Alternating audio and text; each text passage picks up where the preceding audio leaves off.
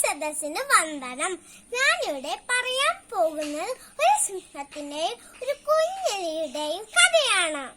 ഒരു ദിവസം സിംഹം കാട്ടിൽ കിടന്നു മുങ്ങിയായിരുന്നു.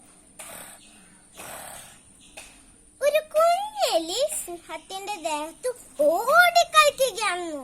സിംഹം ഉറക്കത്തിന് ഉണർന്നു. തന്നെ ശല്യപ്പെടുത്തിയ എലിനെ കൊല്ലാൻ നോക്കുകയായിരുന്നു. തന്നെ വെറുതെ വിടണമെന്ന് എലി സിംഹത്തിനോട് അപേക്ഷിച്ചു. ഇതിന് പകരമായി എപ്പോഴെങ്കിലും സഹായിക്കാമെന്ന് എലി സിംഹത്തിനോട് പറഞ്ഞു. സിംഹം എലിയെ വെറുതെ വിട്ടു. എന്നിട്ട് കളിയാക്കിക്കൊണ്ട് ചിരിച്ചു. ഈ കുഞ്ഞെലിയോ ദിവസങ്ങൾ കടന്നുപോയി. ഒരു ദിവസം സിംഹം വേട്ടക്കാരന്റെ വലയിൽ കുടുങ്ങി. അലറിക്കൊണ്ട് രക്ഷപ്പെടാൻ നോക്കി, പക്ഷെ പറ്റില്ല.